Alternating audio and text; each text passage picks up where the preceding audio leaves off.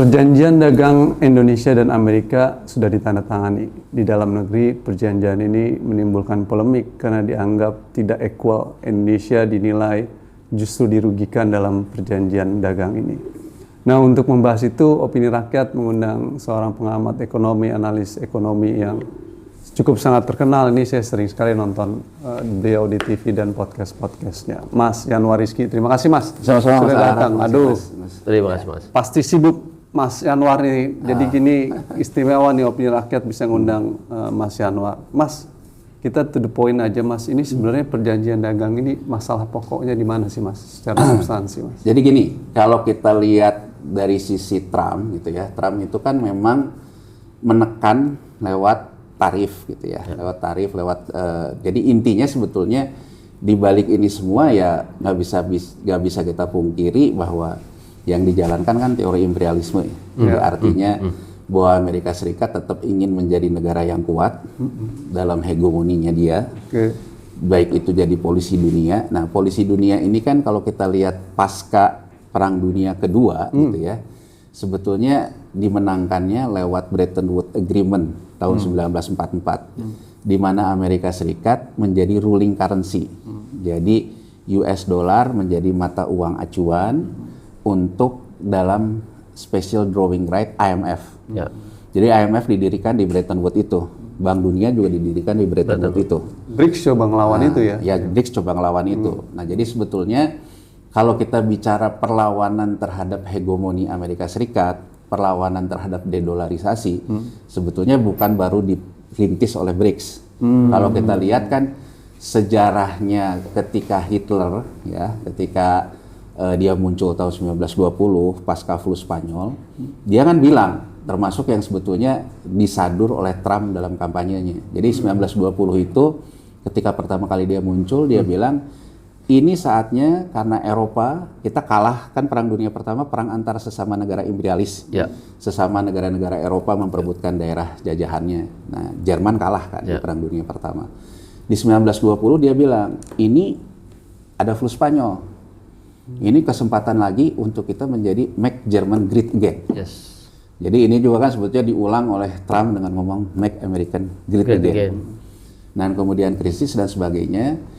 1930 gitu kan, karena Jerman itu kalah perang, dia terikat dengan yang namanya Young Plan, perjanjian bahwa yang kalah harus membiayai kerusakan akibat perang. Nah, di saat yang sama Amerika Serikat tahun 1929 terjadilah crash di bursa Wall Street yang merembet jadi Great Depression, depresi ekonominya. Nah, 1930 Young Plan ini dimanfaatkan oleh Jerman karena kita harus membiayai negara-negara yang waktu itu kalah perang sama kita. Dia mengembangkanlah apa yang disebut dengan sistem pembayaran. Sistem pembayaran ini dari Bank of Berlin, jadi bisa transfer dari Jerman kemana-kemana gitu. Kayak kita pakai BI Fast kalau pakai M-Banking, tapi antar negara lah. Dia membangun itu. Nah, ini yang kemudian setelah Perang Dunia di hostile takeover, diambil alih oleh pemenang perang. Nah, pemenang perangnya kan Amerika Serikat. Ini dijadikan Bank of International Settlement namanya. Nah, Bank of International Settlement ini anggotanya seluruh bank sentral. Jadi narasinya pada Perang Dunia Kedua itu dunia diatasi oleh kesetaraan. Jadi tidak ada negara yang menjajah lagi. Caranya dengan mekanisme multilateral, membentuk lembaga dunia. Nah, dibentuklah Bank of International Settlement mengambil alih sistem pembayaran dari Bank of Berlin. Itu untuk mengatasi transaksi antar negara. Kemudian dibentuk IMF. Nah, untuk otoritas moneternya, Bank Sentral itu anggotanya di IMF, pemerintahnya di Bank Dunia. Nah, tapi kan tetap Mas, teori penjajah tetap aja teori penjajah. Bahwa walaupun kesetaraan, tapi ibaratnya kalau kayak di saham tuh tetap dong ada pengendalinya. Nggak bisa dong semua orang satu negara satu suara. Ditentukan oleh apa? Oleh emas pada waktu itu. Siapa negara yang memiliki cadangan emas yang boleh dibilang 1:1 sama uang beredarnya. Yang paling gede Amerika Serikat pada waktu itu. Jadi artinya berarti saya jadi ruling currency dong. Bahwa saya menjadi ruling currency untuk di sistem SWIFT. Tapi kan saya nggak bisa main sendiri kan, namanya multilateral. Saya bagilah ke sekutu saya. termasuk Jerman yang kalah perang, Jerman Barat terutama pada waktu itu, dan beberapa negara Eropa. Jadi awalnya 74% US dollar, 36% itu negara Eropa. Itu ya Mas ya. Nah, jadi kalau kita lihat, disitulah yang namanya Amerika Serikat mempertahankan hegemoninya. Tapi satu benang merah, artinya bahwa untuk mempertahankan hegemoni itu juga melalui perang. Tidak, jadi gini loh, seandainya pada waktu itu perang dimenangkan mungkin oleh Jerman, maka sebetulnya dedolarisasi terjadi. Ya kan, berarti artinya ceritanya bahwa Jerman lah yang akan jadi ruling currency. Tapi karena, jadi kurang lebih kan saya selalu mengatakan, kalau BRICS ingin mengambil alih bendera dedolarisasi, tidak bisa tidak, sejarah mengatakan perang yang menyelesaikan. Jadi artinya sinyal perang ini tuh sangat jelas, dan Trump memainkan ini membuat semua negara yang mulai dalam tanda petik main-main, seolah-olah tuh merasa BRICS itu sebagai harapan baru, meninggalkan Amerika Serikat, dia getarkan lah Venezuela korbannya dengan kebijakan tarif itu. Jadi singkat cerita Mas, aku ingin mengatakan Trump kedua ya, dia tegas terhadap yang namanya mendominasi lagi negara-negara yang sudah mulai main mata sama BRICS. Nah, jadi tekanan ini yang namanya perang dagang itu dia lakukan terhadap kebijakan tarif terhadap itu. Nah, gini, problem terbesarnya itu semua negara itu hidupnya Mas dari berhutang sebetulnya. Jadi semua nih ya? Semua. Jadi kalau kita ngomong, wah Indonesia berhutang, semua negara hidup dari berhutang. Kenapa? Saya ambil contoh. Negara-negara social welfare, ya, jadi artinya negara-negara Skandinavia yang kita sangat kenal bahwa sistem jaminan sosialnya baik gitu. Dia mengatasi agar sistem jaminan sosial itu bisa teratasi, agar pajaknya juga tidak terlalu tinggi-tinggi banget, diimbangi dengan menerbitkan surat utang. Jadi artinya gini, kalau Mas Al-Araf ya kan nggak mau bayar pajak tinggi-tinggi, Mas Al-Araf beli dong surat utang yang saya terbitkan sebagai pemerintah. Jadi konsepnya peran warga negara pertama bayar pajak, peran warga negara berpartisipasi dalam pembangunan dengan membeli surat utang pemerintah. Jadi kalau di negara maju Mas Al-Araf ya, yang terjadi itu adalah kenapa orang selalu bilang, wah kita mah tenang aja, rasio hutang terhadap GDP kita tuh masih terbaik. Amerika Serikat mau 200 dua kalinya, Jepang mau hampir 2 kalinya. Konsep awalnya berbeda. Mereka konsep awalnya itu memang transaksi antara negara dan warga negara. Ya kan Mas? Nah kemudian dalam kondisi kayak gini, lewat Bretton Woods tadi yang menguasai sistem pembayaran dan sebagainya, negara maju ini masuklah ke negara berkembang lewat membeli surat utang negara berkembang. Jadi berbeda nih, kalau di negaranya sendiri itu antara warga negara relasi dan negara, pemerintah dan rakyat. Nah, kalau ketika likuiditasnya berlebihan, dia mengalirkan likuiditas ini untuk membeli ke negara berkembang.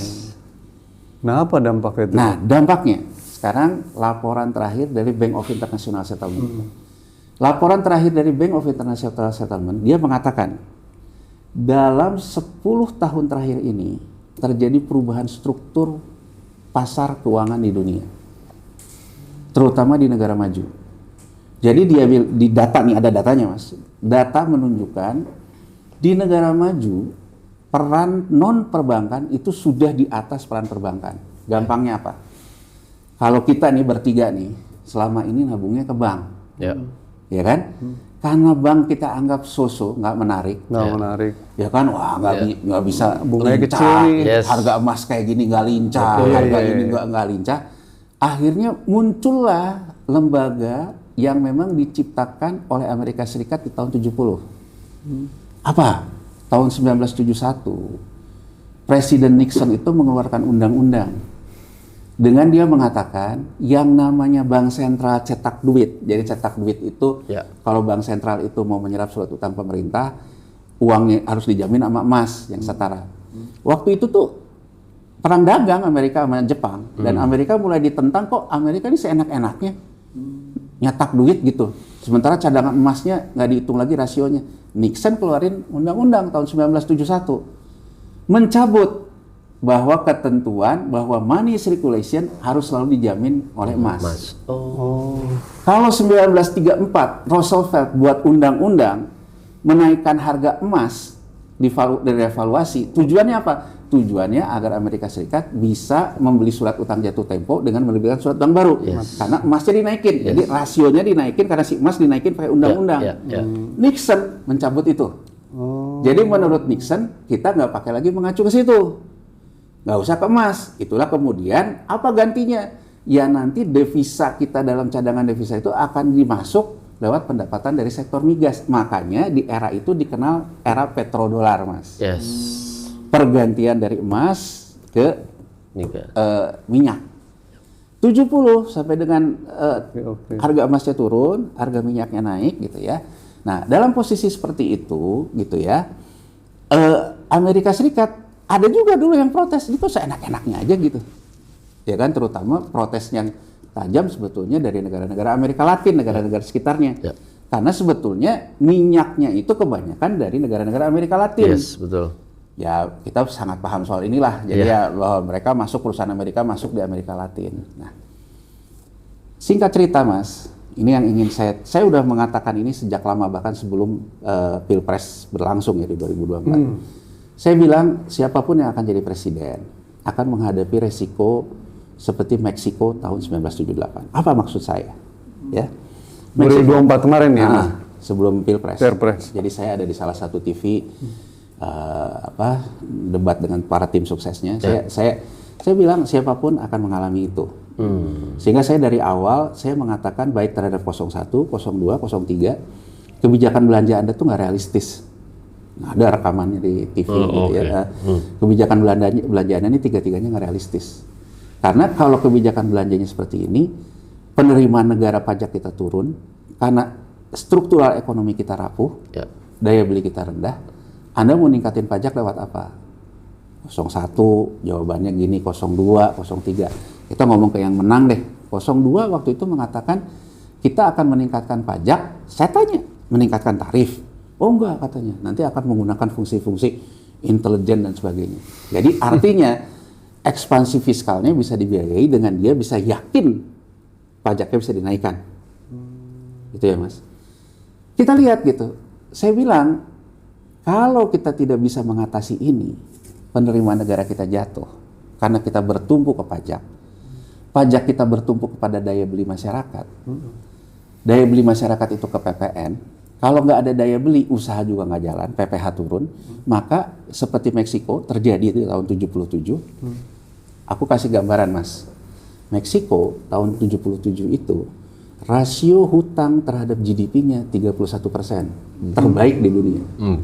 Sama dengan narasi yang selalu kita kembangkan, hutang kita aman karena kita terbaik menjadi 20. Aku sering dengar tuh utang aman. Saya bilang pada waktu itu, jangan ke situ dong lihatnya.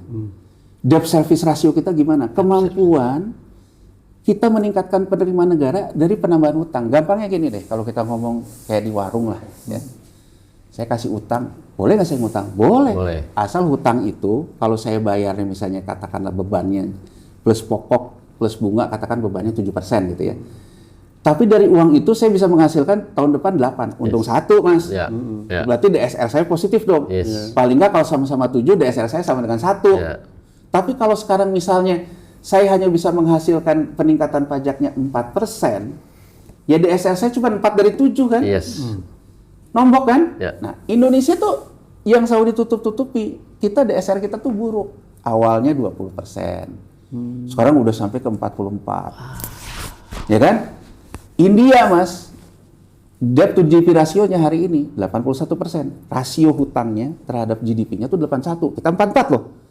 Tapi DSR-nya India 6%, kita 44%. DSR-nya, debt to service rasionya itu 6%. Jadi boleh dibilang ya dia bisa mengatasi dari penerimaan negaranya gitu. Kita tuh penerimaan negaranya akan habis oleh seperti hal itu. Nah, saya mengingatkan kalau itu yang terjadi karena saya bilang di 2025, 2026, 2027 kita akan mengalami apa yang Meksiko rasakan di tahun 78, 79, 80. Hutang jatuh temponya naik tajam. Di saat penerimaan negara turun. Jadi kan kalau penerimaan turun, hutangnya naik, Gagal bayar. gagal bayar. Kan? Dan saya bilang, 78 Meksiko pertamanya gagal bayar bunga. 80 gagal bayar pokok. Tapi poinnya apa, Mas? Krisis Meksiko itu merembet jadi krisis Amerika Latin. Dan itu kemudian kalau kita kembali ke hegemoni Amerika Serikat menguasai Amerika Latin terjadi bahkan sampai hari ini kan. Kejadian di Venezuela aja ya coba aja reaksinya kan gitu-gitu aja gitu, bahwa itu kan buah dari krisis Amerika Latin yang patahnya di Meksiko. Nah, saya mengingatkan itu berkali-kali, Mas. Jadi saya mengingatkan berkali-kali. Maksud Mas Riki, potensi Indonesia gagal bayar utang tinggi. Jadi maksud saya 01, 02 nih omon 01, 02, 03 nih menurut saya waktu itu omon-omon gitu. Lu menjanjikan belanja fiskal kayak gini, sementara lu lihat nggak gitu lo beban lu naik, penerimaan negara lu turun. Jadi pada waktu itu kan saya mengatakan, dan orang pada waktu itu masih euforia ya, masih oke lah. Singkat cerita, Mas, menanglah nih 02. Kebijakan pertama ternyata apa yang saya katakan dilakukan, naikin tarif PPN. Ya kan? Sri Mulyani, makanya jadi kerusuhan Agustus dan segala macam itu kan. Kalau orang pajak naik semuanya. Pajak semua, keuangan daerah dikurangi, kena ke PBB, naiklah semua kan. Jadi artinya mengatasi ini dengan naikin penerimaan, dengan naikin tarif kan. Sorry Mas, itu Sri Mulyani karena nggak ada pilihan jalan lain, akhirnya naikin pajak atau ada pilihan lain waktu itu? Ada. Pilihan lain kan sebetulnya belanjanya yang direm dong, Mas. Oke. Kurang lebih kan gini loh. Kalau sekarang saya ngelihat penerimaan saya turun, belanja saya naik, yang inti-intinya dari belanja ini apa sih? Bayar subsidi untuk masyarakat, bayar bunga, bayar hutang jatuh tempo. Kalau ini aja masih defisit primer nggak? Masih kurang. Ya tapi saya ngambil utang sedikit lah kali ya.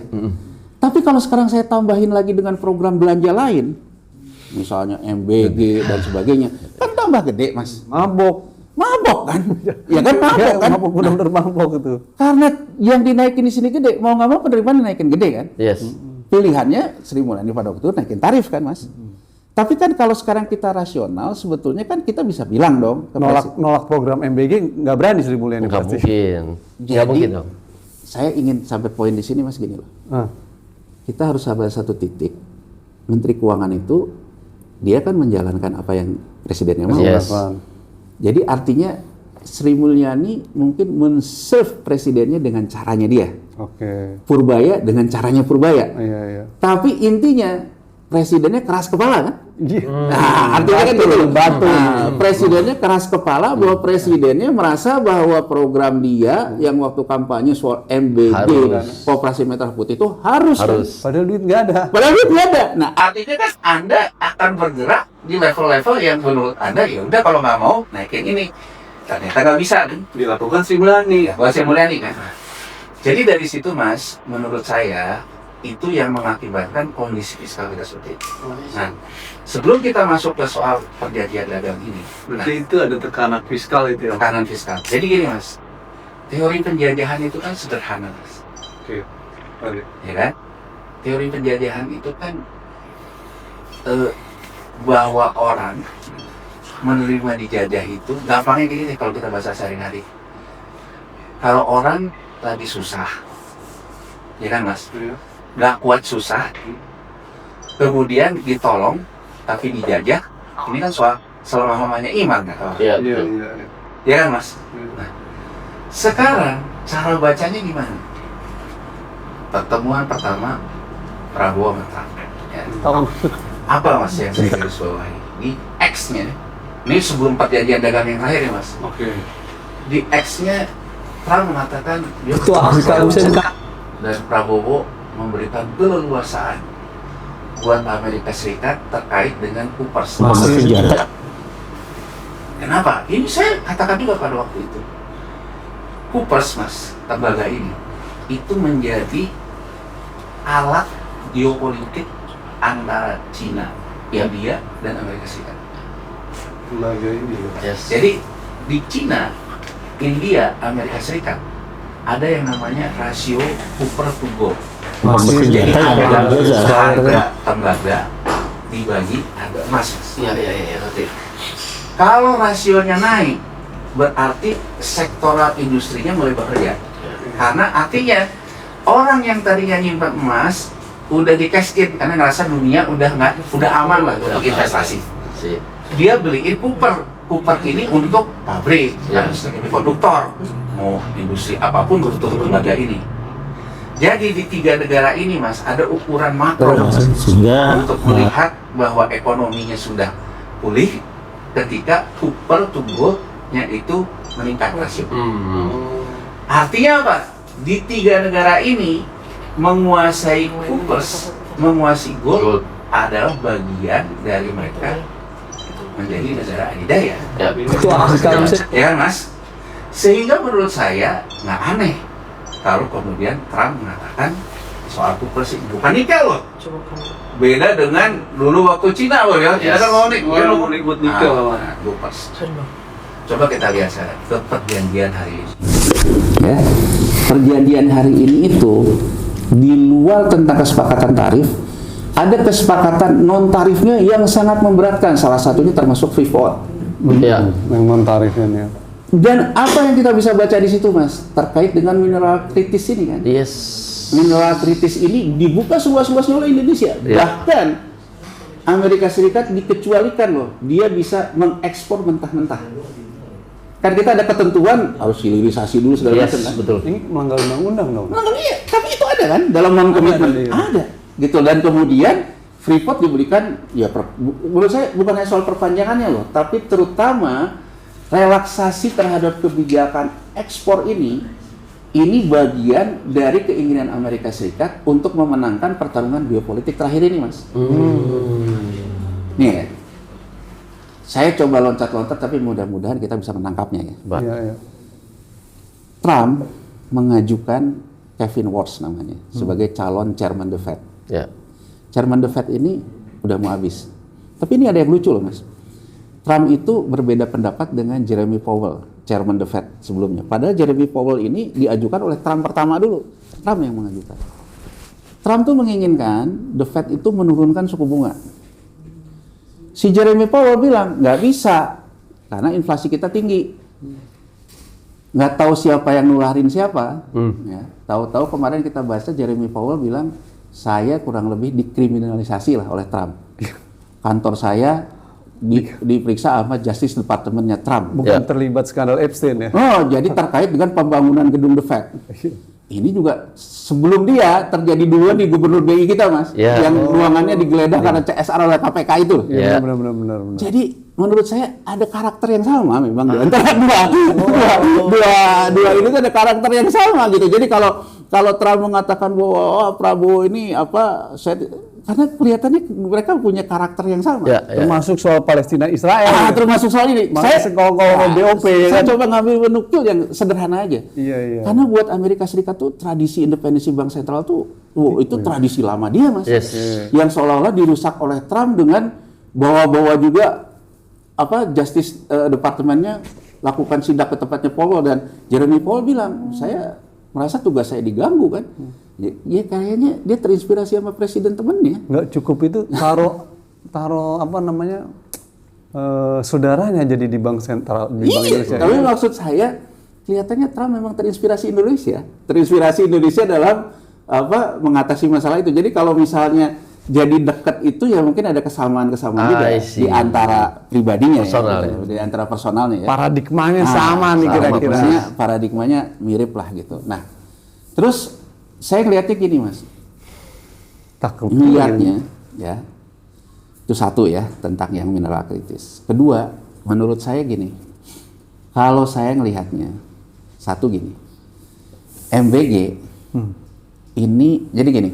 Mungkin saya ingin mulai gini. Ada dua alert yang terjadi di Indonesia. Satu, makro alert. Makro alert ini kemungkinan Indonesia gagal bayar atau tekanan fiskal yang aku Utang sebutkan nih. di awal. Ya. Ya. Jadi artinya kan gini, Mas. Kalau kita lihat Berapa yang harus dibayar nih kita nih Mas tahun ini? yang jatuh tempo 830 T, Waduh. Kemudian untuk membiayai program defisitnya itu sekitar 700 T. Jadi kira-kira hampir 1.500-1.600 T lah kita butuhkan hutang baru. Ada nih duit bayar ini. Ada. Sekarang gini, kita lihat bedah satu-satu ya Mas. Iya. Kita mundur dulu ke tahun 2025 nih. Yes. 2025 juga terjadi peningkatan hutang jatuh tempo 850-an. 2024-nya 400, 2 kali lipat loh Mas. Ya. Ya. Penerimaan negara kita turun. Kita ingat kan, dulu sempat APBN kita telat, Iya, sempat iya. kemudian rame-rame efisiensi dan sebagainya. Iya. Artinya penerimaan negara turun. Apa yang dilakukan Departemen Keuangan pada waktu itu di era Sri Mulyani, dia namanya tuh front loading Mas. Jadi front loading tuh gini, di APBN 2025 penyerapan surat utang itu kan diterjadwal nih. Sampai Maret diambil berapa, Juni diambil berapa, September ambil berapa, Desember ambil berapa. Di Mei, semua yang sampai Desember itu udah diambil. Jadi pemerintah udah menerbitkan hutang, mengambil itu front loading.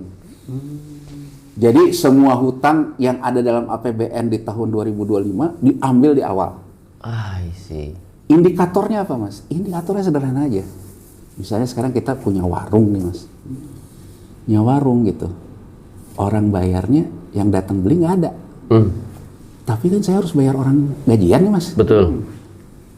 Kalau saya bayar orang gajian ini, kalau nggak ada yang beli, ya ngutang dong. Betul. Itu yang terjadi sehari ini itu Mas. Yang Kan gitu loh. Nah, saya ingin nggak bisa menggambar. bayar Nggak ada warung saya itu. Saya ingin menggambarkan, Iya, terus, Mas. menggambarkan cash flow ini di bahasa sehari-hari gitu. Iya, iya, iya, Bahasa iya. sehari-hari orang paham. Lanjut, Gitu. Mas, lanjut. Jadi sebetulnya sinyal ini menunjukkan pemerintah seret dalam penerimaan negara karena mungkin pajaknya turun, sektor dunia usaha turun. Sementara yang harus dibayar gaji, bayar bunga hutang, bayar hutang Nggak jatuh ada tempo, duit. Iya. nggak ada duit kan?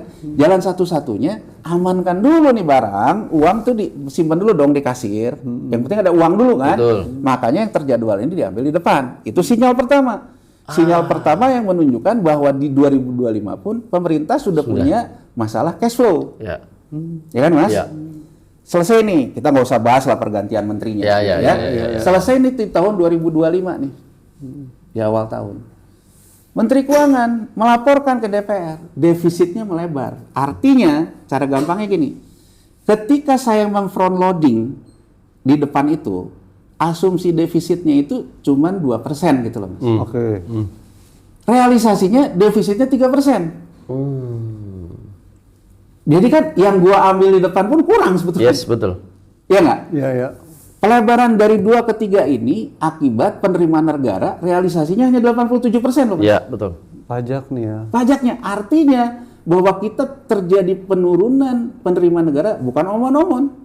Ini kita ngomong data nih, datanya memang targetnya turun 87 kan. Nah, untuk mengatasi yang defisit melebar ini, pemerintah ngambillah tabungannya, diambil lagi lah duit yang ditaruh di Himbara 85T ini, diatasin. Belum cukup juga. Ya minimal yang 2025 pemerintah seolah-olah bisa mengatasi itu, Seolah-olah nih ya. ya kan? Tapi sinyal awal tahun ini menunjukkan apa? Makin jelas kesulitan cash flow-nya. Artinya bahwa asumsi saya akan menerima penerimaan negara pun ternyata dalam realisasinya nggak tercapai. Ya. Di saat belanjanya nggak mau direm. Ya kan Mas? Benar MBG, NDM. Logikanya kan Mas, logikanya kalau memang kita penerimaan negaranya turun, rem lah Belanjanya. belanjanya. Tapi kan kita bisa sama-sama tahu, Batu. ya sok kayanya itu nggak tahan Mas. Iya. Mau nambah. Aduh, sok ada nggak, sok Mau kaya. nambah beli truk lagi. Sok Iya. kagak tahan kalau kata orang Betawi sok kayanya. Jadi bahkan Menteri Keuangan aja ngomong, uang saya banyak, kan sok Iya, kayanya nggak betul, tahan Mas. betul. Sok kayanya nggak tahan seolah-olah, ya coba nih saya keluarin. Nah sampai titik ini Padahal nggak ada duit sebenarnya. Januari kemarin Menteri Keuangan baru ngeluarin rilis realisasi APBN di Januari. Defisit kita Januari Mas 58 triliun tertinggi sepanjang sejarah. Penjara. Ini tertinggi nih. Tinggi. Jadi artinya tanpa kita bicara yang macam-macam dulu, di atas kertas, di atas kurva, kita nggak bisa sanggah, kita mengalami tekanan penerimaan, kita nggak disiplin belanja, mengakibatkan kita boncos, Beban. beban. Nah, dalam posisi kayak gitu, Mas, Prabowo pusing. Apa yang saya baca dari beliau? Ya, kenapa perjanjian dagang ini bisa kayak gini? Mikir. Jadi yang saya baca dari beliau tuh gini, Mas. Beliau mencoba melangkah di depan kurva. Maksudnya gimana tuh? Maksudnya gini, 98. Ya, Purbaya berkali-kali ngomong kan. Kalau kita nggak mau krisis moneter lagi kayak 98, jangan anti berhutang. Ya. Oke. Artinya kurang lebih kan gini, Mas. Kalau lu nggak mau gagal bayar, kalau lu mau program MBG ini semua jalan, maka kita harus berhutang. Ya, betul. Tapi problemnya, siapa yang mau ngasih hutang? Ngutangin, betul. Karena penerimaan pajak tadi nggak tercapai. Ya karena penerimaan pajak nggak tercapai. Potensi juga Solusinya ada. betul, berhutang. Tapi problemnya, berhutang sama siapa? Yes. Di saat Moody's mengeluarkan outlook negatif. Kalau dulu saya masih ngomong di 2024, siapalah gua gitu. Oke. Kalau kemarin yang ngomong Moody's gitu loh. Moody's bilang Indonesia mengalami tekanan fiskal, percis seperti yang gua omongin. Penerimaan negara turun, belanja naik. Dan kalau kita baca 9 poin Moody's tuh ngeri, Mas. Dia menganggap bahwa Indonesia juga punya potensi kerentanan sosial politik, terutama poin 9-nya. Jadi orang yang mau ngasih utang takut. Nah, artinya orang yang mau ngasih utang ngelihat, ya gua mau ngasih utang, Ntar hilang duitku. tapi ini kan negara lagi kayaknya tuh belanja seenaknya. Potensi Nah, nggak jelas. penerimaan nggak ada. Yes. Ya sama aja dengan korupsi gitu kan dalam kondisi kayak gitu. Jadi kan menurut saya teori Purbaya benar, tapi siapa yang mau ngasih utang? Yes. Ijul nggak mungkin. Mungkin bagaimana? Nah, justru sekarang kalau Mas Ijul, Mas Duitnya Ijul, nggak ada dia. nih kita lihat sinyal Mas Ijul sebagai warga negara nih. Kemarin pemerintah melelang surat utang yang untuk masyarakat, namanya Betul. ORI, yang Ya, retail. betul. Berita kita bisa lihat serapannya cuma 57%, gagal laku kurang lebih. Artinya Mas Ijul, Mas Al-Araf, ya mungkin Mas mungkin nggak beli lah, katakan yang biasa beli yang punya tabungan. Di dalam negeri saja orang udah mikir, gue nggak mau beli surat utang pemerintah. Ada beberapa sebab, Mas. Satu, ya persepsi di masyarakat kita juga rupiahnya, wah, gue nggak percaya nih sama rupiah. Yes. Iya nggak jelas. Yes. Lebih baik, naik turun. lebih baik gue pindahin deh tabungan rupiah gue ke US dollar. Yes. Karena ori yang ditawarkan pemerintah 5,7. US dollar aja sekarang fluktuasinya udah 6,5. Yang mendingan gua ke US dollar kan gitu kan. Rasional kan, Mas? Yes. Rasional kan? Yes, betul. Belum kalau gua ngeliat, gila nih. Bandar-bandar bubur kali kan, ya kan? Kita nggak usah ngomong orang yang biasa ngomong di pasar keuangan. Iya. Kata emak gua dulu, kalau kayak gini, beli emas. Betul. Hari beli emas. Jadi artinya masyarakat kita mengalihkan ke yang namanya tadi US dollar sama emas. sama emas. Gue kalau ditanya natural hedging ketidakpastian terhadap rupiah memang dua instrumen ini. Oke. Mas Al-Araf, Mas Ijul, kalau orang yang punya duit Ya. sudah berpikirnya juga safe haven, Yes. Hampir Apa? semuanya ini. Artinya, negara ini sudah mengalami potensi perang kelas loh. yes. Perang kelas. Iya dong, perang karena kelas di atasnya lebih memilih mengamankan masa depannya karena ketakutan masa depan. Seperti Kalau dia kata- amankan di sini, berarti uang untuk intermediasi mengatasi mengalirkan uang yang Purbaya Bawah. bilang dari orang punya duit ke masyarakat yang butuh Bocor. duit. Oke. Duitnya kan dipindah, Mas, tidak di sistem ini lagi. Yes. Kan potensi perang kelas dong. Yang di sini kan kekeringan likuiditas. Yes, Iya, betul. Karena kelas di atasnya sudah tidak memberikan. Iya. Karena duitnya ditahan. Duitnya ditahan kan gitu. Konversi ke Mas tadi. Apalagi beli surat utang pemerintah, nolong pemerintah. Ini Nggak fakta. mungkin. Sinyal terakhir bahwa serapannya hanya 57%. Nah, Ini makanya Sajo sepi Jul. Restoran saya ini analisisnya. Iya. terus Mas, Aduh. kalau kita lihat, oke deh, gua mengandalkan domestik deh. Toh dari 2016 ketika asing buang surat utang kita dibeli terus sama BI. BI ini udah keberatan, Mas. Ya oke. Jadi BI dari 12% pegang surat, jadi dari total surat utang negara yang beredar hanya pegang 12%, sisanya asing. Sekarang kebalikannya, BI udah pegang 45%-an. BPJS Ketenagakerjaan, Dapen, perbankan, gitu ya. Di total tuh domestik udah 70-an, Mas.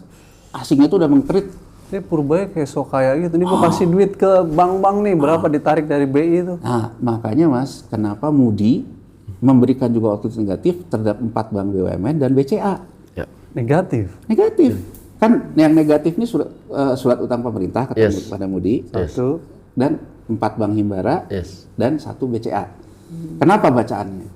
Karena Bank Himbara sama BCA ini boleh dibilang tuh dalam tanda petik tuh selalu jadi standing buyer ketika pemerintah membutuhkan penyerapan surat utang di domestik. Artinya kalau pemerintah besok gagal bayar, ini akan kena duluan juga nih. Iya, betul. Bank Himbara sama BCA ini Betul. gitu, kurang lebih begitulah cara Betul. bacanya. Ya, ya. Harus narik duit dari BCA. Tapi ada nggak? Nggak ada duit. 200.000 aja ada.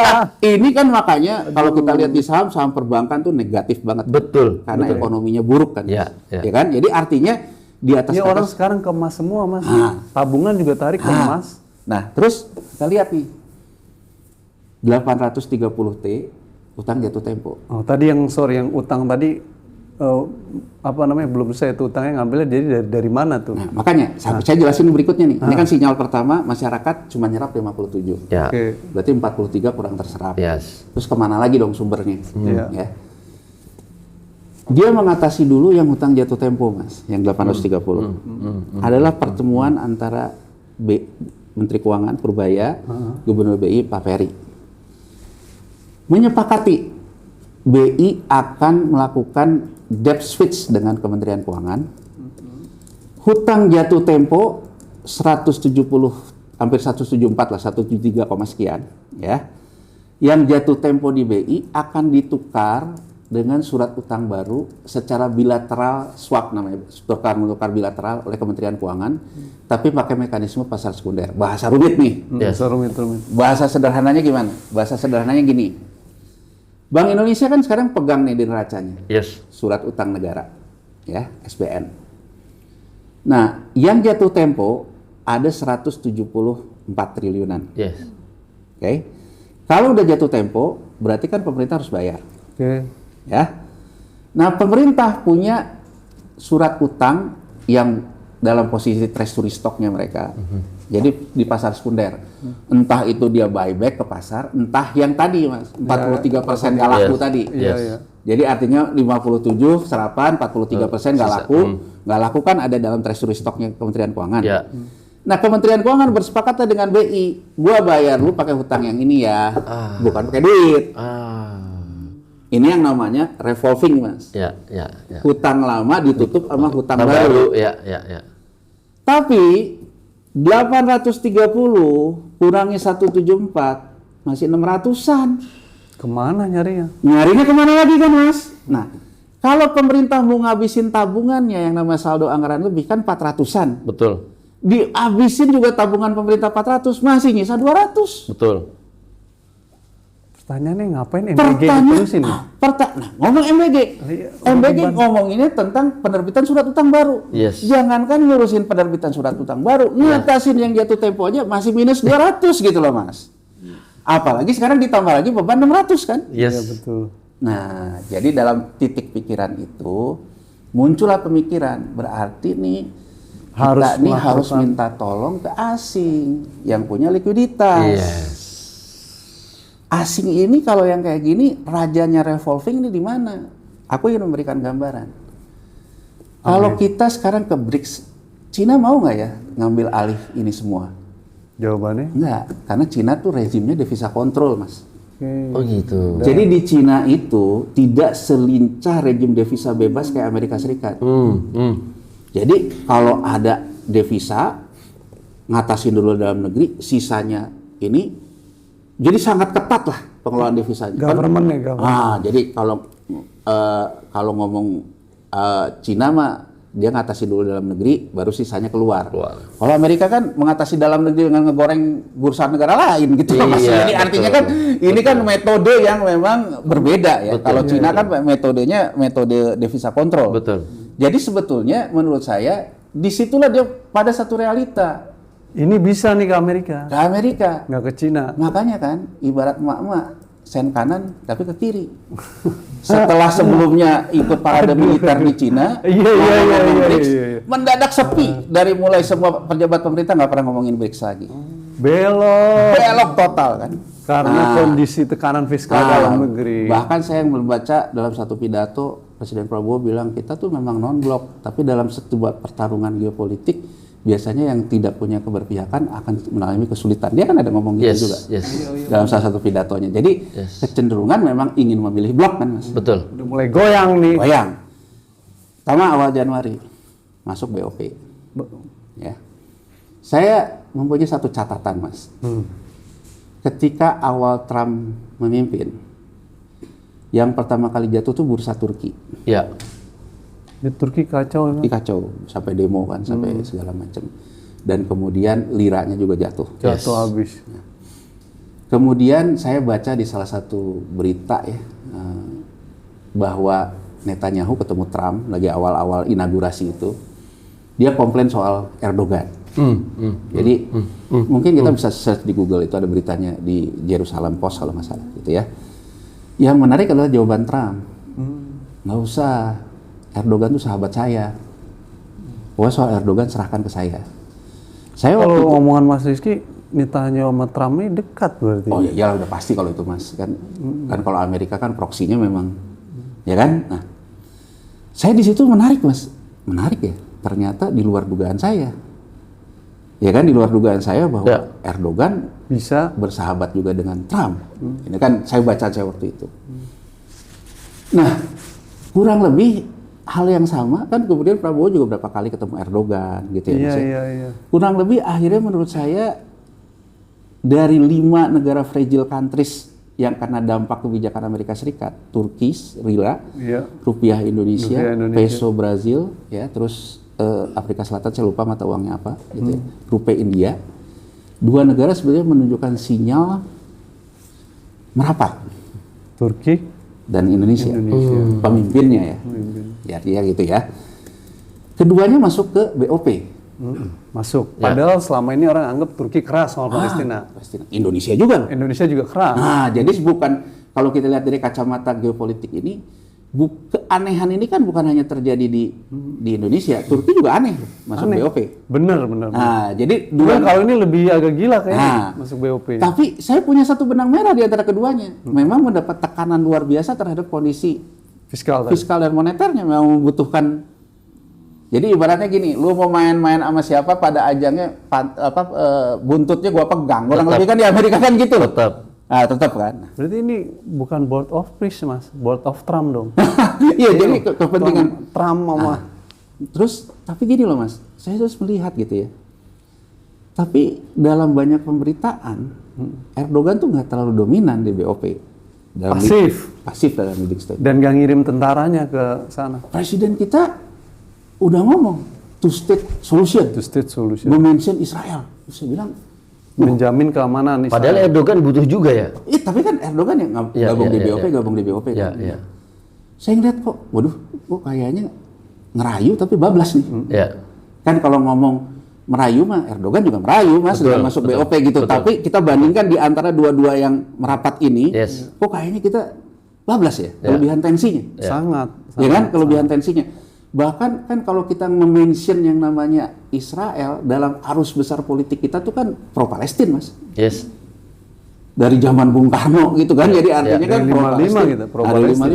Sekarang berbalik. Wah, saya bilang permainan di pinggir jurang bener nih, gitu kan. Nah, itu satu. Pinggir jurang atau udah nyebur jurang? Kemudian saya lihat di Davos Mas. Di Davos dia bilang tidak ada sejarahnya Indonesia gagal bayar hutang. Artinya Presiden Prabowo menyadari bahwa isu di market Indonesia itu sudah dalam posisi risk profiling kayak Meksiko kan? Iya. Tapi kurang lebih, biar gua nggak gagal bayar hutang, lu bantu dong. Pesen lah. Ya kan? Lu bantu dong. Masa nggak dengerin gue sih? Masa nggak dengerin gua? Nah, kelihatannya dia merasa terus ketemu dengan beberapa investment banker, hedge fund di Inggris, sudah posisi optimis luar biasa lah. Tahu-tahu Mas, Anda bisa bayangin nggak pas pulang sahamnya dihajar, lembaga-lembaga ratingnya ngehajar. Iya. Ada paniknya digituin. Iya, benar. Panik. Jadi artinya bermain dalam kecemasan kan Mas? Betul. Pergi lagi ke Amerika, kayaknya karena dia ngelihat bahwa nggak kunjung reda, malah terus ditekan. Dia akhirnya menurut saya secara psikologis itu seolah-olah ya udah deh, apa yang Amerika mau saya kasih deh. Harapannya dibantu. Jadi Padahal belum tentu. menurut saya, kita ingat Mas, nonton Naga Bonar kan? Suka Naga banget Bonar Naga Bonar. ketika dia sama temen yang sama-sama jenderal Jenderal. naikin pangkat, sama-sama naikin pangkat. Iya, kan? iya. Dia negosiasi, wah dua-duanya merasa menang kan? Terus kata si Naga Main catur lah mereka. Main catur, kutipu kau kan gitu kan gitu. Iya. Nah, saya tuh khawatir Mas, ini sebetulnya tuh kita terlalu bablas, Ngasih banyak, dengan harapan dibantu, nggak nggak dibantu. Waduh, kalau itu yang terjadi, Nah, kacau banget itu Mas. kenapa saya punya pemikiran itu ya Mas ya?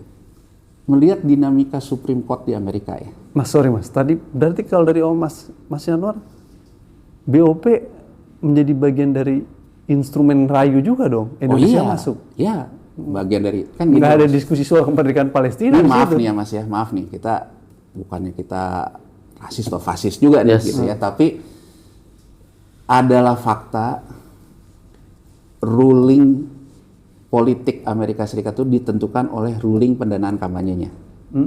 Ya kan Mas? Yes. Jelas. Ruling pendanaan kampanye di Amerika Serikat juga ditentukan oleh komunitas Yahudi Amerika kan. Yes. Ya kan Mas? Ya. Komunitas Yahudi Amerika Serikat ini rata-rata itu sebetulnya bisnisnya itu punya hedge fund. Ya. Jadi kalau kita mau lihat sekarang nih BlackRock gitu, itu Yahudi yang Ya. punyanya keluarga Yahudi. Ya. Vanguard Ya. keluarga Yahudi. Jadi fakta ini ada. Jadi kurang lebih kalau sekarang saya menginginkan hedge fund ataupun investment bankers itu membeli surat utang saya, berarti kan saya harus mengentertain dia, bukan hanya mengentertain Trump loh. Betul. Logikanya kan jadi gitu Karena- loh Mas. ya, ya. Nalarnya kan jadi gitu Betul loh. sekali. Nalarnya kan jadi kayak gitu nih. Ya, ya. Jadi saya ngelihat mention soal-soal isu besar tentang Pakistan, tentang Palestina. tentang Palestina tidak lebih juga sebetulnya ke arah yang dituju Keinginan Israel. keinginan Israel dan keinginan ya rata-rata hedge fund ini kan memang dari keluarga Yahudi yang punya. Betul Mas. sekali, Ya betul kan? sekali, betul sekali. Ini bacaan loh Mas, analisa loh. Betul, Jadi betul. artinya saya juga disclaimer bahwa ini analisa. Ya, ya. Jadi analisa saya bahwa sebetulnya Presiden Prabowo dia punya keyakinan yang jelas. Saya mendahului kurva. Kalau dulu Soeharto dia baru menyadari setelah dia nggak punya uang untuk bayar sembako, bayar BBM itu udah telat. Saya potong nih kurva. Sebelum itu terjadi, saya ngomong, bantu deh. Biar Rayu. saya nggak gagal. Kayak Turki Ya kan? masuk BOP. Nah, tapi kalau ini kan kita lebih banget, Mas. Lebih. Turki Memberikan- nggak ngirim tentaranya ke Palestina. Kita bukan hanya ngirim tentara, Kita kalau mau kita lihat, ngirim. kalau kita ngelihat kan permainan pinggir jurangnya apa satu, ngirim tentara ke Ngirim Israel. tentara. Ngomong Israel berkali-kali. Berkali-kali. Ya. Halal. Itu kan isu di pinggir jurang loh, di Betul dalam sekali. perjanjian dagang loh, bahwa Sertifikasi halal, ya, tentu ya. Halal bener ada itu Mas. ada halal, ya kan. Kemudian terkait dengan apa namanya? Jadi nanti kalau yang halal tuh ujungnya gimana Mas? Mereka nggak kena itu. Kalau mereka sertifikasi. perjanjiannya untuk alat kesehatan, Kesehatan. untuk pangan segala macam, Amerika dikecualikan. Yes. Ini kan satu ya, kalau ngomong Palestina kita tanya aja sembarangan. Mungkin abang-abang rokok juga ngomong, oh Palestina, Free Palestine. ya nggak? Benar. Kalau kita nanya juga gitu, makan kalau ke koruptor deh, ada Ya, satu ya, joke gitu. Koruptor tuh sama korupsinya nggak takut, tapi sama babi takut. Takut. Berarti kan artinya soal halal bagi dia itu halal makanan ya, Ya, itu jauh lebih penting gitu dibandingkan Korupsi. itu value loh Mas, itu kan value. Artinya Betul. kan kalau kita sekarang tanya ke sembarang orang, bahkan kepada koruptor sekalipun, menurut Anda makanan halal penting nggak? Pasti jawab penting Mas. Betul. Iya. Jadi artinya Betul. ini kan dua isu yang melawan arus besar di masyarakatnya loh. Bener. Dampaknya apa nih kalau udah? Jadi itu dilakukan loh. Ketiga soal data loh. Oh, data digital. Data digital. Kedaulatan data kita segala macam ya. Kalau cuma data kan orang akan menerima data. Tiga hal ini kan gila loh. Diberikan dan mungkin masyarakat kita gerah-gerah mulai ada.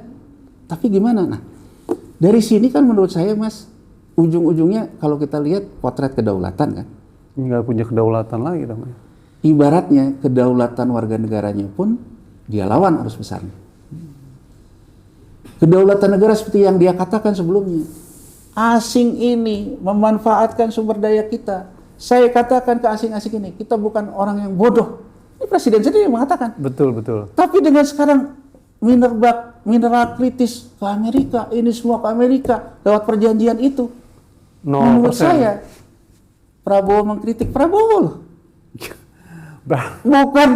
Bukan podcast opini rakyat mengkritik Prabowo. Iya. Prabowo mengkritik Prabowo. Dia mungkin nggak dia bilang kalau cara yang dulu kan bukan gua, cara yang sekarang nih cara gua. Jadi mungkin ini yang benar. Mungkin nggak dia bilang begitu. Saya pada berarti pemikiran ngomong ini dong, Mas. Gua nih yang antek asing gitu. kurang lebih kan jadi begitu, Mas kan? Iya kan? Gua apa? Gua mau ngomong ngaca, gua yang antek asing ya pas ngaca. Kadang-kadang saya bilang kan, wah, kalau gua ngomong kayak gini dianggap keras, tapi saya ingin mengatakan, oh ini omongan Prabowo Subianto kok. Bahwa kita seolah-olah jadi bangsa yang bodoh, memberikan sumber daya kita dijajah, Tanpa kedaulatan. bahkan kalau saya ingin mengatakan pledoi Indonesia menggugat Bung Karno, kami dikerja paksa, tanam paksa, rempah-rempahnya dipakai membiayai krisis barat. Apa bedanya sekarang? Oh, iya. Dampak lingkungannya, polusinya, kerusakan lingkungannya dirasakan oleh masyarakat sekitar tambang itu, tambangnya dipakai untuk membiayai krisis Amerika Serikat. Nggak ada beda dengan apa yang dikatakan Bung Karno tahun 1930 loh. Yes. Ini imperialisme gaya baru ini. Ya, saya ingin mengatakan berdasarkan pola itu susah untuk mengatakan ini bukan imperialisme yang kita setujui loh. Nah, jadi kalau menurut saya, Mas Al-Araf, Mas Jul ya, perjanjian ini kan akan berlaku. Katanya nasionalis, ternyata imperialis. Perjanjian ini kan akan berlaku kalau jadi undang-undang. Oke, Artinya kalau DPR nggak setuju, nggak berlaku dong. nggak berlaku. Karena banyak undang-undang yang dilanggar tuh Nah, tadi. ya. Kalau saya, Mas, kita harus membangun kesadaran. Artinya gini loh, kalau di Amerika Serikat juga terjadi dinamika terhadap Trump dengan Supreme Court, perbedaan pendapat di masyarakat. Menurut saya tidak ada, karena kita lagi bulan Ramadan nih, tidak akan berubah nasib satu kaum kalau bukan kaum itu sendiri yang Yang merubah mengubahnya. nasibnya. Ya. Jadi menurut saya, kita terutama pilar keempat negara demokrasi, masyarakat sipil dan media, memang harus mengakomodir suara arus besar masyarakat kita. Yang mungkin sudah mulai tidak terwakili oleh DPR kita yang juga kayak gini. Dan menurut saya, kita harus menyatakan bahwa ini harga yang terlalu mahal untuk sekedar mengatasi tekanan fiskal, tapi kita menyerahkan kedaulatan. Kurang lebih kan begitu. Ya, tarif nih. Kita bisa berdebat. Kita mengalami gagal fiskal untuk kepentingan siapa? Agar negara ini tidak krisis. Setuju. Krisis moneter, krisis ekonomi 98 bebannya besar, berat. Tapi apakah untuk menyelamatkan negara ini secara keseluruhan? Harga yang harus kita bayar dengan menyerahkan kedaulatan kita semuanya? Yes. Padahal ada jalan lain. Padahal ada jalan lain, termasuk misalnya Belanja tadi jangan belanja lebih dihemat, segala Iya. macam lebih dihemat. Iya. Setidaknya kita tetap menjaga kedaulatan. Jadi saya ingin mengatakan iman kita ini apa? Aduh. Iman kita ini kedaulatan, Iya. atau iman kita ini yang penting cuan? Kalau ini yang penting cuan ya dia. Kan kurang lebih begitu loh, Mas. Kalau ini kan kesan saya, kedaulatan dikalahkan sama cuan. Padahal kedaulatan nomor satu.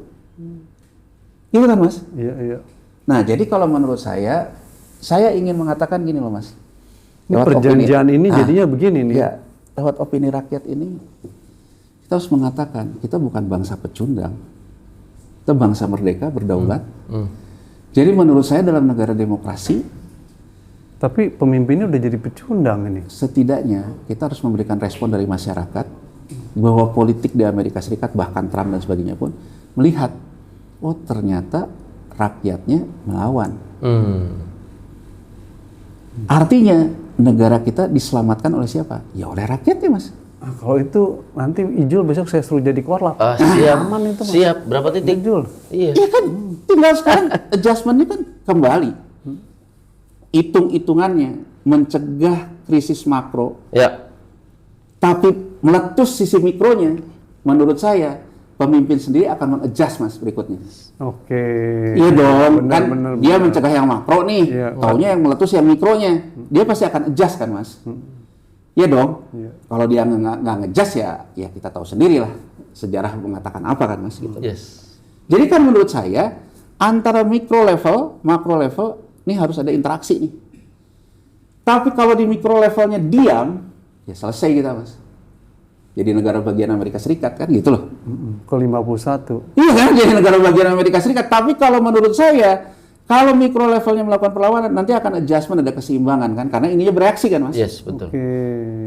Ya kan? Betul. Ada alasan juga buat pemimpin negosiasi termasuk kondisi psikologis di DPR. DPR ini kan lihat angin juga Mas. Kalau anginnya dulu kan kita lihat Harmoko yang apa kata Pak Harto oke, begitu ini mah anginnya berubah. Kan gitu loh Mas. Jadi maksud saya kan Harus ada dinamika nih. ini political game yang memang harus dimainkan lewat kebersamaan kita sebagai bangsa. Jadi pemimpin pun kan menurut saya harus diajak ke titik keseimbangan yang masyarakat mau, bukan yang dimau oleh Amerika Serikat dong. Pemimpinnya nanti kalau kita demo dibilang antek asing kita Mas. Nah, kalau dia kan gini loh Mas. Tangkep-tangkepin lagi Iya. kan. Tangkepin lagi. Ini kalau kita lihat nih, makro levelnya dia cegah, mikronya ini. Yang di sini Mas, saya yakin Mas, kayak Amerika Serikat sendiri kalau lihat dinamikanya di sini dia akan ngejas loh. Benar, setuju saya. Makanya saya bilang hati-hati Pak Presiden, nanti jadi kayak naga bonar, kutipu kau. Pasti ditipu orang. Nah gitu loh ya kan, hati-hati. Jadi menurut saya, Besok putusan MA, hari ini sudah tanda tangan. nah daripada terlalu full ke sini, ya. kenapa Pak Presiden tidak ke sini? Karena Anda pemimpin di sini. Kan kalau sekarang kan gambarannya dia ke sini. Iya, iya. Dia tidak terlalu memperhatikan sini. Nah, agar dia punya kesadaran, ya di sini harus bergerak dong, Mas. Betul, betul, betul. Dia mengadjust, berarti kita akan mengalami kebersamaan antara pemimpin dan rakyat. Dia tidak mengadjust, ya kita lihat. Nanti nggak tahu kan kalau itu kan, Mas. Betul. Iya. Jadi, menurut saya, di balik semua perjanjian ini, mind map-nya itu, Mas Ijul, Mas Al-Araf. Mind map-nya itu memang ingin mengatasi, kan gini loh, gampangannya ya. Mas sederhananya Mas Rizky mau ngomong, Mas Yanwar mau ngomong ada tekanan fiskal terjadi di Indonesia. Indonesia akhirnya merayu dengan beragam rayuan mulai masuk BOP sampai termasuk soal perjanjian dagang ini yang ujung akhirnya belum tentu juga bantuan akan diberikan nih. Ya, kalau bahasa ininya, wait, see, walau alam. Waduh, wait sih walau. Nih, wait. Nggak, ini ada rakyat loh Mas. Di Indonesia ini ada Sekarang rakyat. kita nih. lihat pemain besar di Nasibnya Amerika uji Serikat. mana? Dia apa dia nggak percaya sama rakyat nih bisa membantu. Nah, coba sekarang kita lihat pemain besar di Amerika Serikat. Dia wait. Dia see apa respon dari masyarakatnya. Kalau respon dari masyarakatnya keras, mungkin apa yang sudah diperjanjikan di belakang meja bisa nggak jadi loh. Ya. Ya, DPR punya alasan untuk tidak Iya, mengiyakan. kan game changernya di situ loh, Mas. Benar sekali. Game changernya di situ, makanya walau kan, walau tergantung apa yang akan terjadi. Tapi kalau misalnya sekarang wait, see, ternyata kita juga diem aja, dia akan ngomong, wah ini mah memang bangsa yang lemah, bukan hanya pemimpin yang lemah. Jadi menurut saya ya orang seperti yang Ketua BEM itu menurut saya memang diperlukan oleh Bangsa ini hari ini. Bangsa ini hari Presiden ini. BEM UGM ini dibutuhkan. Nah, jadi karena menurut saya memang pilar keempat negara demokrasi, masyarakat sipil dan media jurnalis. memang harus mengajak equilibrium yang pas. I see. Ini Presiden BEM UGM harus keluar, Del Pedro harus keluar lagi, ya kan? Iya, kan coba Mas kalau kita lihat banyak di kita itu lebih melihat Cina. Kenapa? Karena Cina bisa mengalahkan Amerika kan? Yes. Iya kan? Tapi kan kalau sekarang kita mengatakan merapat ke Cina, Cina juga imperialis juga kan? Iya, iya. Tapi kan benang merahnya bahwa Cina bisa memenangkan pertarungan dengan Amerika Serikat pakai Sun Tzu kan? Yes. Kalahkan musuhmu dengan energi terbesarnya. Makanya Amerika gondok setengah mati sama Cina kan? Karena energi terbesar Amerika Serikat itu kan memang devisa. Yes. Cina bisa mengatur devisa kan gitu. Nah artinya kan kita memang butuh pemimpin sesuai dengan tempat kita syuting ini. Pemimpin yang imparsial. Imparsial. Memang Yang tidak punya konflik kepentingan. Coba Mas kita lihat. 1978. ya. Shopping. Yang dia lakukan terhadap tekanan itu, dia babat tuh semua yang korup, termasuk lingkaran-lingkaran Big Four Partai Komunisnya itu. Itu kenapa? Imparsial kan Mas? Maksudnya Nggak harus merayu-rayu, jalan lain sebenarnya banyak. Belanja ditekan, jadi tekan. utang yang dulu soal isu BLBI diambil, penegakan hukum Tapi dijalankan. penegakan hukum bukan isu loh ya Mas ya. Iya, Jadi penegakan artinya hukum. benar-benar penegakan hukum yang kredibel, yang imparsial, bukan karena ibaratnya saya mau take over. Saya Contohnya- misalnya mau take over usahanya Mas Al-Araf, saya pakai penegakan hukum, ya itu mana punya konflik kepentingan dong. Iya, iya. Tapi kan kalau buat negara kan misalnya seperti dulu apartheidnya si Nelson Mandela. Iya, iya. Nelson buka kan, inilah dosa-dosa. Kita buat pengampunan nasional ya, rekonsiliasi. Kan bisa juga sekarang kita ngomong, ini ya, Anda bayar, itu Anda saya hukum. Tapi terbuka loh Mas. Tapi fair nih penegakan Fair. hukumnya. Dan kemudian memotong kurvanya di mana? Memotong untuk melakukan bondholder meeting. Kita ngomong dong ke para pemegang surat utang komersil ini. Nih gue menegakkan hukum. Saya menegakkan hukum utang di masa lalu itu ada masalah ini. Saya sebagai bangsa tetap akan bermartabat, saya tetap akan bayar. Tapi tidak perlu revolving dah, di roll over aja. Roll over itu artinya apa? Tenornya dipanjangin, nggak usah dari tempo sekarang. Berikan saya kesempatan membenahi ini. Berarti banyak yang dulu-dulu nggak bayar utang tuh Mas. Bayar Mas, tapi masalahnya utang yang dia ambil itu dikorup juga kan, kurang lebih kan gitu loh Mas. Jadi kan bebannya kan timbul sekarang Utang nih, Mas. 100 dibayar 20. Nah, bebannya kan timbul di pemerintahan sekarang. Kan dia bisa bilang dong, saya tetap akan bertanggung jawab, tapi masalahnya hutang ini tuh dulu nggak produktif. Oke. Saya perlu membenahi, saya minta waktu. Dan aku ingin memberikan gambaran Mas, Mei 2020 Argentina gagal bayar surat utang karena di Januari Argentina tuh mengajukan bondholder meeting. Dia minta restrukturisasi hutang yang jatuh tempo dipanjangin, bukan dengan ditukar hutang baru. Ditolak oleh bondholder meetingnya. Kenapa? Karena dianggap Argentina ketika menerbitkan hutangnya di tahun 2008 sampai 2015 melakukan penipuan data statistik. Makanya saya ingin mengatakan, Pak Presiden, jangan-jangan Anda ini ada yang nikam loh dari dalam. Oh ya? Kan sekarang ribut nih, banyak yang ngeributin data statistiknya. Iya, iya. Jangan-jangan itu kan sebuah isu yang dikondisikan ada kan? Iya benar. Iya nggak? Benar. Hah? Jadi ya menurut saya di saat sulit itu kejujuran yang utama Mas. Transparansi adalah pilarnya. Imparsial adalah intinya tanpa konflik kepentingan. Jadi itu aja sebetulnya. Jalannya kan ke sana. Jadi kalau kita lagi susah menangani segala, tapi kan kalau kebersamaan dengan rakyatnya, ya kita bisa mengatasi juga masalah. Tapi kan kalau belanjanya juga nggak mau direm ya susah Mas. Susah. Masuk Mas Yanwar nih banyak yang nggak jujur sih. Oh iya. Pemerintah. Ini kan gini loh Mas. Iya. Teori sosial politiknya itu sepanjang MBG itu saya bagi rata, polisi kebagian dapur, Iya, partai dapat, semua tentara dapat. Sepanjang itu lancar, maka sebetulnya kekuatan politik formal tidak akan mengganggu saya kan Mas. Betul. Tapi kita bayangin nggak Mas, kalau kejadian kayak Pak Harto, satu titik, uang untuk bayar sembako, uang untuk bayar BBM-nya udah nggak ada di kas negara.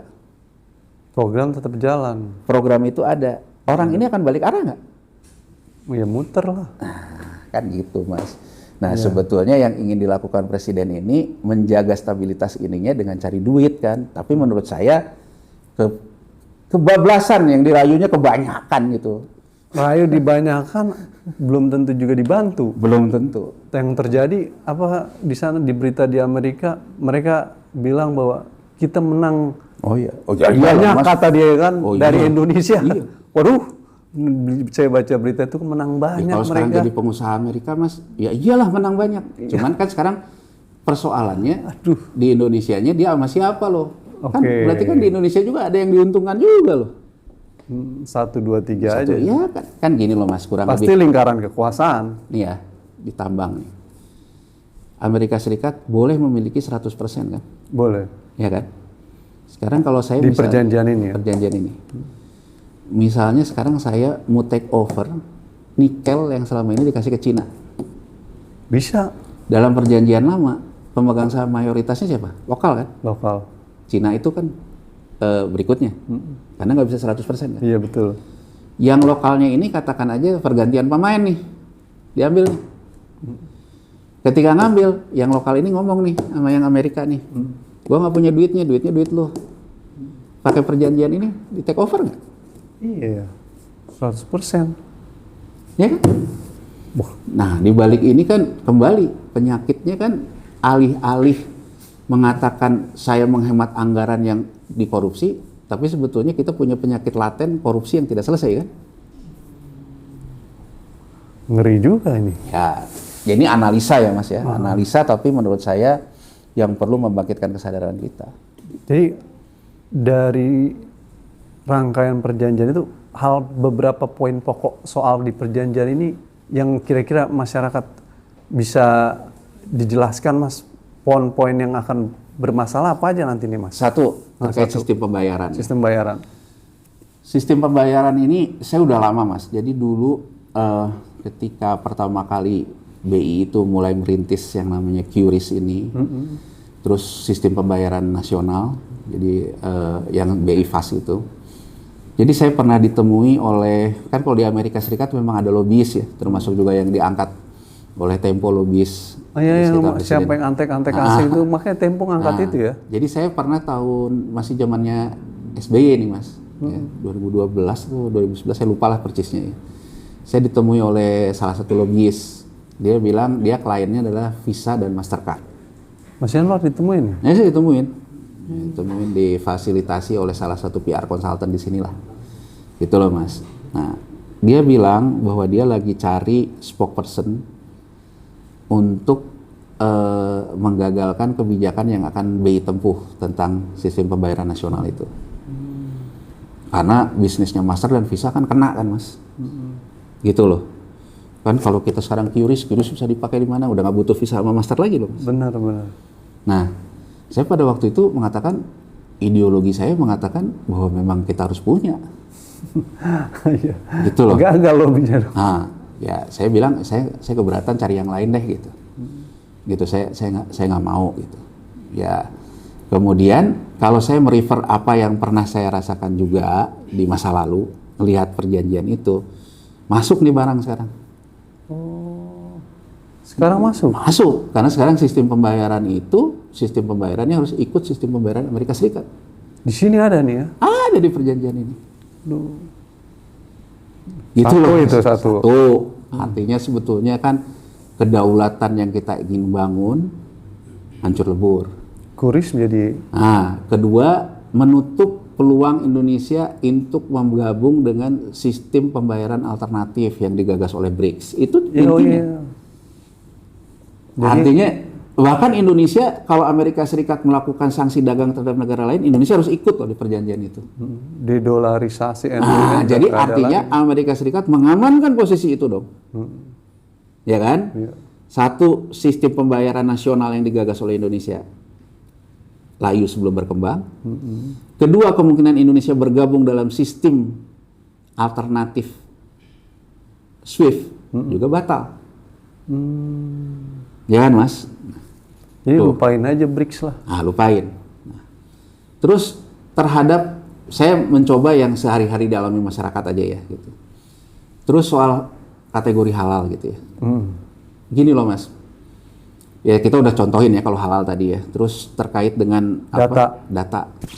Benar nih data dikasih semua. Data ini kan terkait dengan bisnis AI sebetulnya Mas.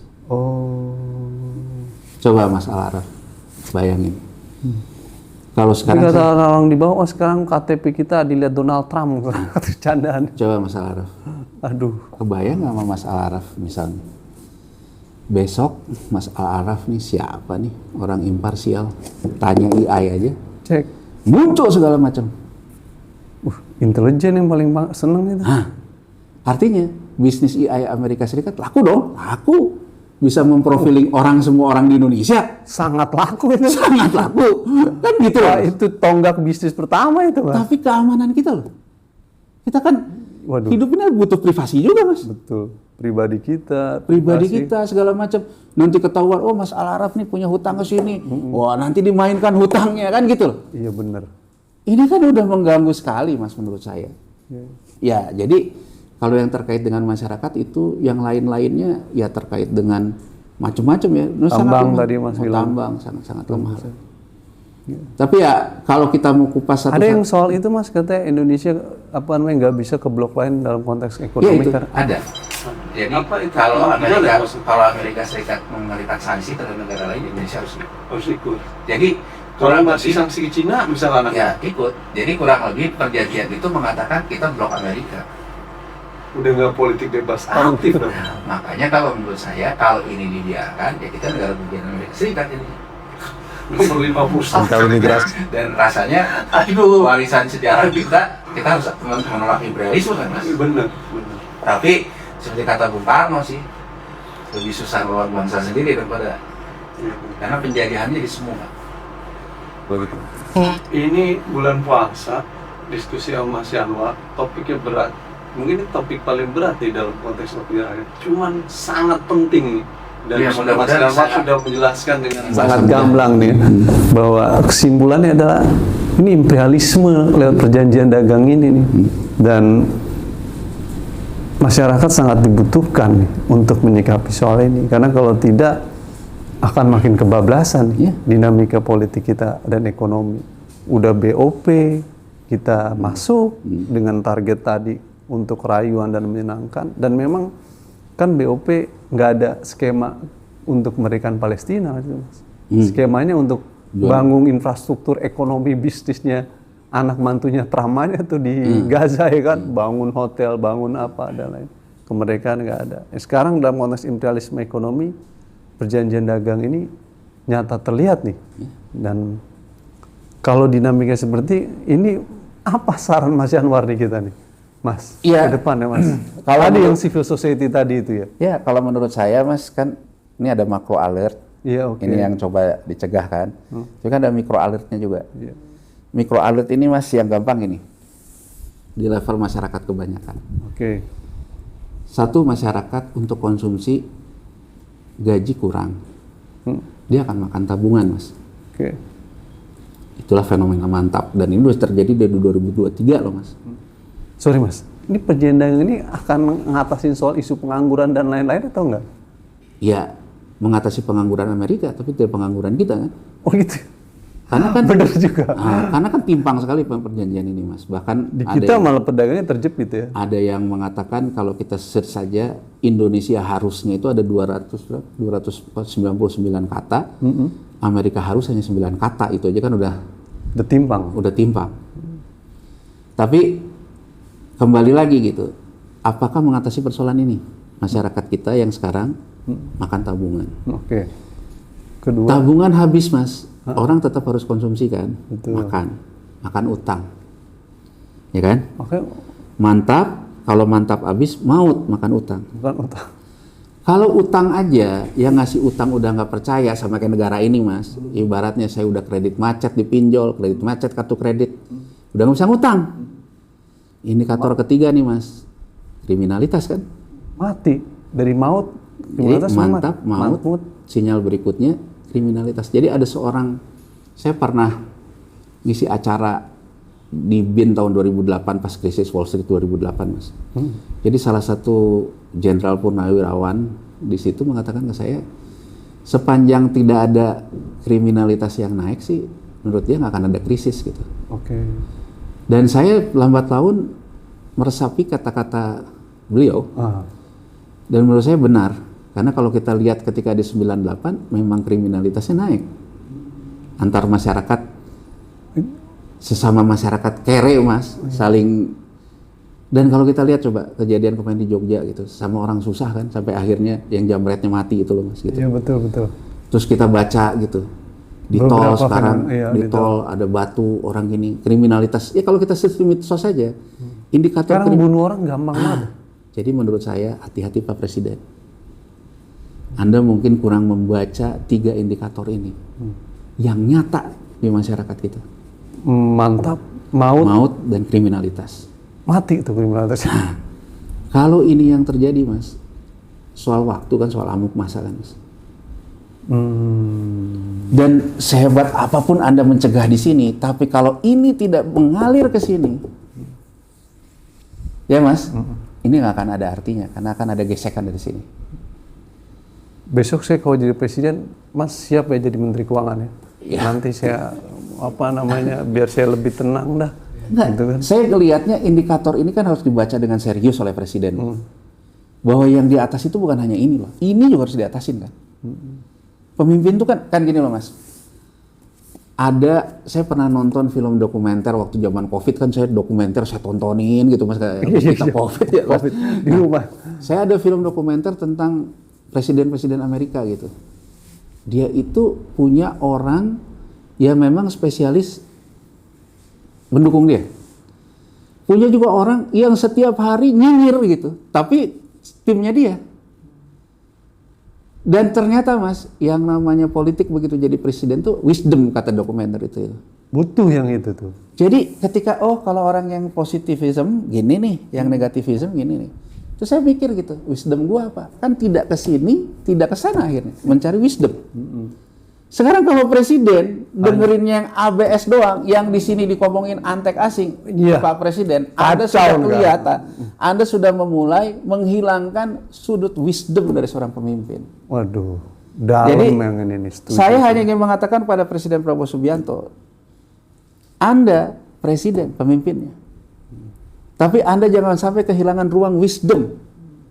Bahwa Anda harus ngedengerin orang yang muji Anda juga harus dengerin orang yang mengkritik Anda. Dan Anda harus pilih satu kebijakan yang bijak. Tapi kalau mau ke sini terus, berarti Anda batu. Jadi kembali lagi masalah pilihan ada di beliau. Dan waktu dan sejarah yang akan membuktikan kan Mas. Gitu. Waduh, itu bijak sekali tuh Mas Yanwar. Harus berada di tengah itu antara negatif positif. Bahkan kan gini Mas, ini ada yang filosofi. Didengerin Teddy mulu sih. Itu kan.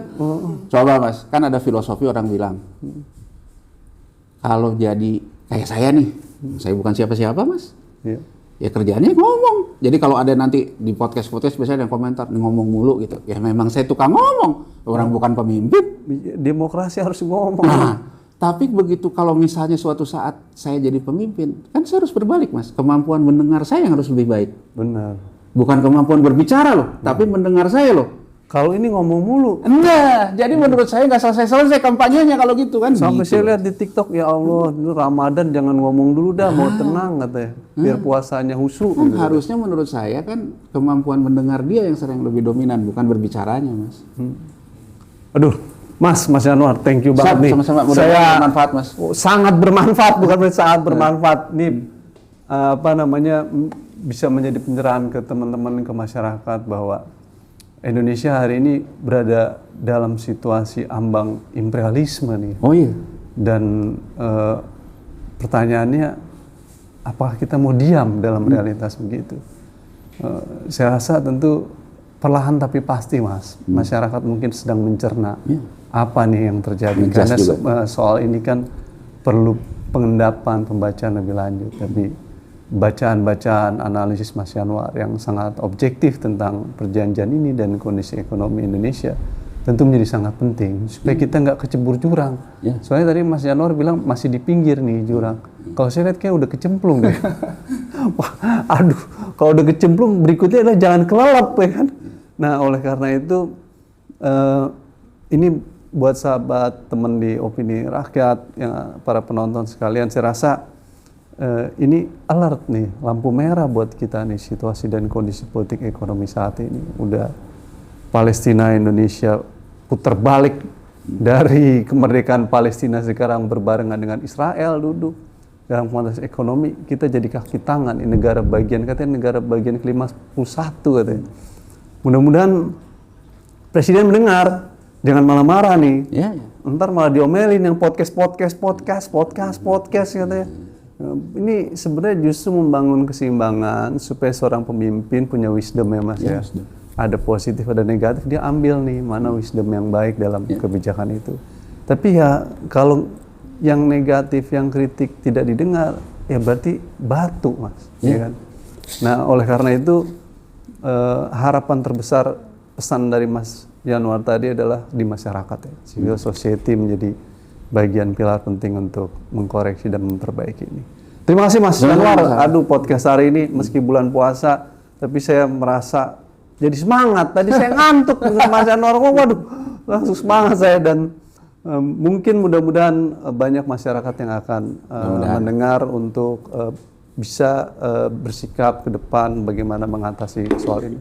Sekali lagi terima kasih Mas Yanwar, Sama-sama, Mas. namanya atas kehadirannya dan ini dalam sekali. Teman opini rakyat, saya rasa kondisi ekonomi Indonesia pasca perjanjian ini akan menjadi sorotan di masyarakat dan kita akan menghadapi dinamika yang agak kompleks ke depannya. Akan seperti apa yang terjadi ke depan ya kita lihat saja nanti.